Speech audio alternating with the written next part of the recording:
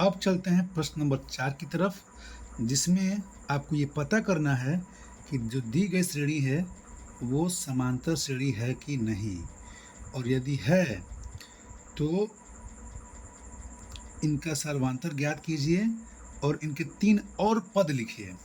तो चलिए, जो पहला प्रश्न है वो है 2, 4, 8 एंड 16। अगर ये समांतर श्रेणी में होगा तो इसके सारे सार्व अंतर बराबर होंगे। ठीक, तो ये हो गया अगर A1, ये हो गया A2, ये हो गया A3, ये हो गया A4, तो जो D होगा D, ये D बराबर होगा A2 माइनस A1 के। ठीक, तो बाद वाले में से पहले वाले घटाएंगे तो क्या निकलेगा? D निकलेगा। जो D होगा फिर क्या होगा? A3 माइनस A2 के, A3 माइनस A2 के। जो D होगा वो फिर क्या होगा? A4 माइनस A3 के। यदि तीनों D बराबर आए तो इसका मतलब है कि ये जो श्रेणी है वो समांतर श्रेणी में है, और यदि D का मान बराबर नहीं आया तो दी गई श्रेणी समांतर श्रेणी में नहीं है। तो 4 माइनस 2, 4 माइनस 2 क्या आ गया? 2। Very good. 8 माइनस 4 तो ये आ गया 4। तो यहीं पे डिसाइड हो गया कि ये समांतर श्रेणी में नहीं है। 16 माइनस 8 तो ये क्या आ गया? 8। चूंकि सार्व अंतर बराबर नहीं है, समान नहीं है, इसलिए दी गई श्रेणी समांतर श्रेणी में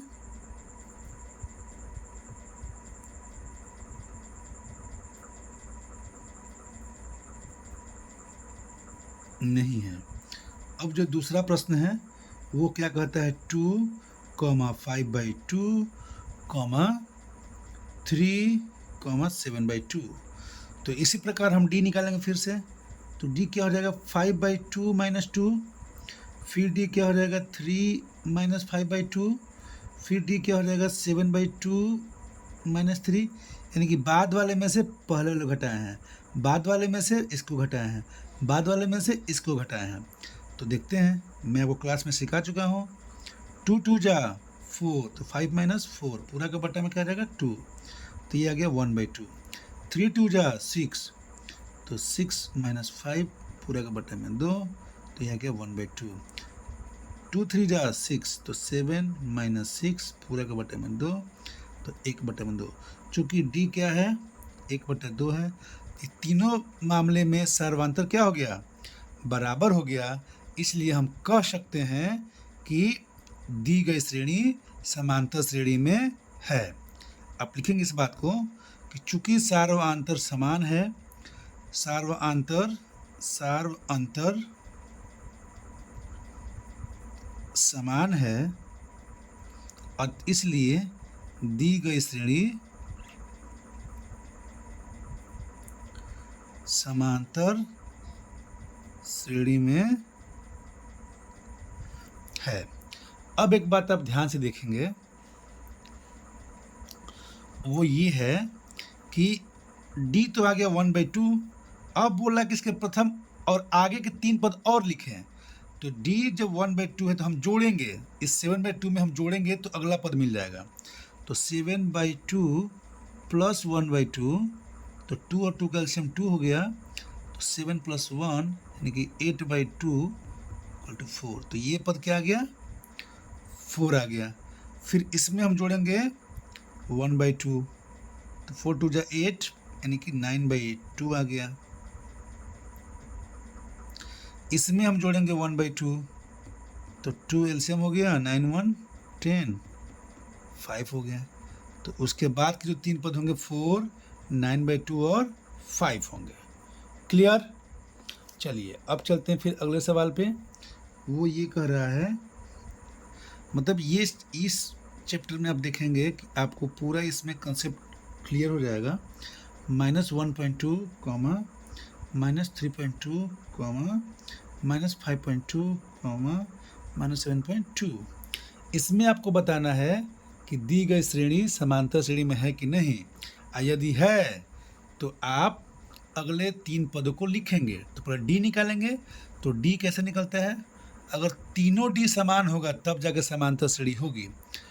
तो -3.2 -1.2, इसको हम लिख सकते हैं -3.2 माइनस प्लस 1.2। अब देखिए प्लस माइनस क्या होता है? माइनस। बड़े वाले में से छोटे वाले को घटा दीजिए। तो ये 2 से 0 हो गया और 3 से 2, यानी कि बचेगा 2 और ये आएगा निगेटिव में, क्योंकि बड़ा कौन है? -3.2 बड़ा है, तो हो गया -2। फिर डी निकालेंगे हम। अब इसमें से घटाएंगे इसको। पहली बार आपने इसमें से घटाया इसको ना। अगर ये A1 है, ये A2 है, A3 है, ये A4 है, तो हमने जो पहला निकाला है डी वो A2 माइनस A1 है। फिर जो डी है वो A3 माइनस A2 है। फिर जो डी आएगा वो A4 माइनस A3 आएगा। अब देखते हैं -5.2 -3.2, ये भी आप करेंगे तो हो जाएगा -5.2 माइनस प्लस 3.2, ये आएगा आपका -2। ये जो डी आएगा -7.2 -5.2, तो ये भी जो आएगा आपका -7.2 प्लस 5.2 आएगा -2। चूँकि तीनों डी समान हो गए, अतः दी गई श्रेणी समांतर श्रेणी में है। लिखेंगे चूँकि सार्व अंतर समान है,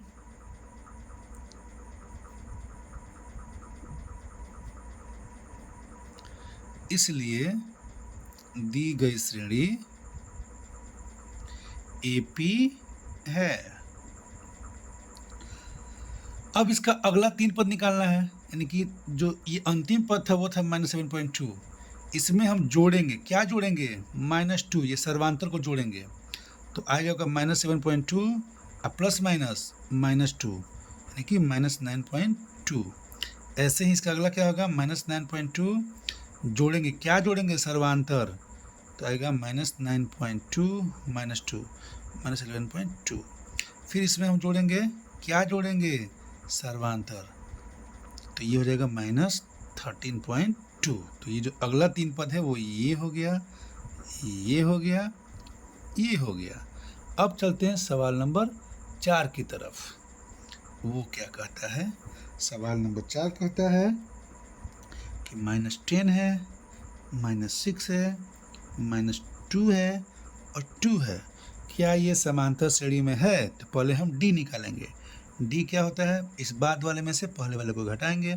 तो -6 -10, तो ये हो जाएगा -6 माइनस प्लस 10, तो 10 में से 6 गया 4। फिर डी निकालेंगे तो इसमें से इसको घटाएंगे, -2 -6, तो -2 माइनस प्लस 6, ये भी आ गया 4। फिर डी निकालेंगे तो 2 -2, तो 2 प्लस 2 माइनस प्लस होता है, तो ये आ गया 4। तो सर्वांतर क्या मिल गया? 4। तो अब क्या होगा? इसमें हम अगला पद अगर निकालना है तो इसमें इसको जोड़ देंगे। तो 2 प्लस 4 क्या हो गया? 6। फिर 6 में जोड़ेंगे 4 तो क्या आएगा? आपका आएगा 10। अब फिर 10 में जोड़ेंगे 4 तो आपका आएगा 14। तो ये उसके आगे के 3 पद हो गए, 6, 10 और 14। सर्वांतर क्या हो गया? 4। तो आप लिखेंगे चूंकि दी गई श्रेणी का सर्वांतर समान है, इसलिए दी हुई श्रेणी समांतर श्रेणी में है। और जो अगले 3 पद होंगे, तो जो अंतिम पद 2 था उसमें सर्वांतर को जोड़ेंगे। तो सर्वांतर क्या था? 4 था ना, तो 4 जोड़ दीजिए। तो 2 प्लस 4 क्या होगा? 6 हो जाएगा। इस 6 में जोड़िए 4 को, तो 6 4 10 हो गया, ये 4 को तो हो गया 14। यानी कि सवाल नंबर 4 भी बन गया।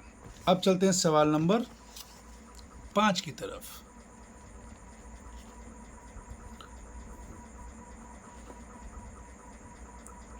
ये क्या है? ये है 3, 3 प्लस √2, 3 प्लस 2√2, 3 प्लस 3√2। पहले हम डी निकालेंगे, तो इस बाद वाले में से इस पहले वाले को घटाएंगे। 3 प्लस रूट 2 माइनस 3, 3 से 3 कट गया, बचा क्या रूट 2।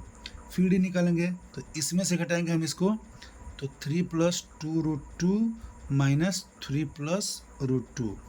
आगे देखते हैं तो 3 प्लस 2 रूट 2 10 का 10 रहेगा, ये माइनस का मल्टीपल होगा 3 में तो हो जाएगा -3 प्लस माइनस माइनस रूट 2, 3 से 3 कट गया, 2 रूट 2 में से 1 रूट 2 निकले तो बचा क्या रूट 2। फिर डी निकालेंगे तो ये हो जाएगा 3 plus 3 root 2 minus 3 plus 2 root 2, तो ये 3 प्लस 3 रूट 2 ये हो जाएगा -3 माइनस 2 रूट 2, 3 से 3 कट गया, 3 रूट 2 में से जब रूट 2 जाएगा तो बचेगा क्या रूट 2। चूँकि सार्व अंतर समान है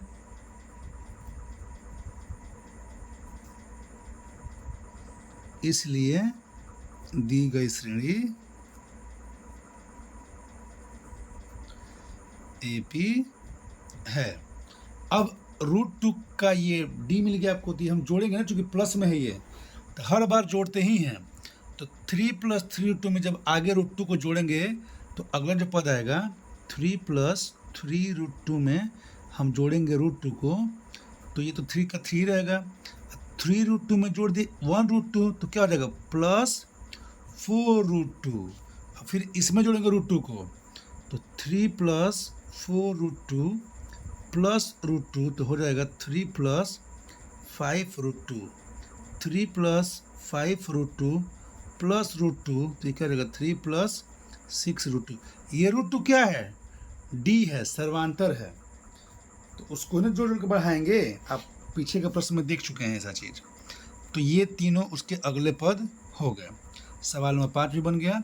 अब चलते हैं सवाल नंबर 6 की तरफ। वो क्या कहता है, वो कहता है 0.2 है, फिर है 0.22, 0.222, 0.2222। जैसे आपको इस प्रकार का सीरीज देखिए, इसमें बढ़ रहा है, देखिए संख्या 0.2 से अब ये मल्टीपल हो रहा है ना, ये इसका इतना हो गया, फिर इससे ये बढ़ गया, फिर इससे ये बढ़ गया। तो जो ऐसी श्रेणी होती है वो कभी समांतर श्रेणी में नहीं आएगी। आप घटा के चेक कर लीजिए एक बार, 0.22 में से जब घटाएंगे 0.2 को तो आएगा 0.20। फिर डी निकालिए, 0.222 माइनस 0.22 करेंगे तो अब जो सी डी आएगा, अब जो कॉमन डिफरेंस आएगा वो अलग आ जाएगा। तो इसलिए चूंकि इनके तीनों ये आएगा 0.020। क्लियर। अब इसमें 0.222 माइनस 0.22 करेंगे तो ये आ गया 0.002। अब यहीं पे आपको दिख गया कि डी क्या है, बराबर नहीं है, चूंकि सार्व अंतर समान नहीं है, इसलिए दी गई श्रेणी एपी नहीं है। 6 नंबर सवाल बन गया। अब चलते हैं सवाल नंबर 7 की तरफ। क्लियर। ये क्या कहता है 0, -4, -8, -12। तो इसमें जो डी निकालेंगे -4 -0 करेंगे तो हो जाएगा -4। फिर जो डी आएगा -8 -4 करेंगे तो -8 माइनस माइनस प्लस तो हो गया +4, ये आएगा -4। फिर जो डी निकालेंगे -12 -8 तो -12 माइनस +8 ये हो गया -8। डी क्या आ गया, बराबर आ गया। तो जब डी यानी कि जब चूंकि सर्वांतर क्या हो गया, सार्व अंतर बराबर हो गया, समान है, इसलिए दी गई श्रेणी एपी है, एपी है। अब उसका अगला 3 पद निकालना है हमको। तो -12 जो था उसमें हम जोड़ेंगे, क्या जोड़ेंगे -4, तो ये हो जाएगा -12 प्लस माइनस क्या हो जाएगा -4 जाएगा -16। ठीक। अब -16 में हम फिर जोड़ेंगे -4 को, तो -16 -4 ये हो जाएगा -20। -20 में हम फिर जोड़ेंगे -4 को, ये हो जाएगा -20 प्लस माइनस -4 -24। यानी कि जो अगले 3 पद हैं वो ये हो गए। अब चलिए प्रश्न संख्या 8 पे।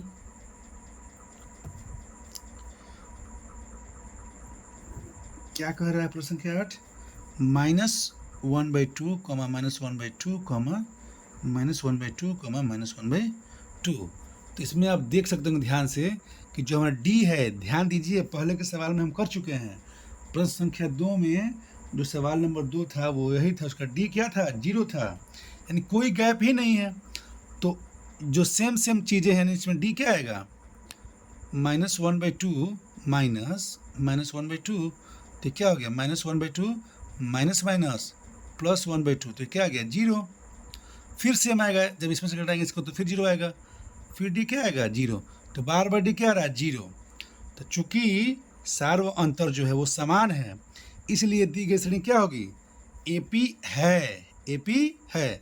और जो इसके आगे के 3 पद होंगे, फिर हम -1/2 में क्या जोड़ेंगे? 0 जोड़ेंगे, तो क्या आएगा? -1/2। फिर इसमें जोड़ेंगे 0, तो क्या आएगा? -1/2। जोड़ेंगे 0, तो क्या आएगा? -1/2। मैं 0 क्यों जोड़ रहा हूँ बार बार? क्योंकि 0 क्या है? 0 ही जो है सार्व अंतर है।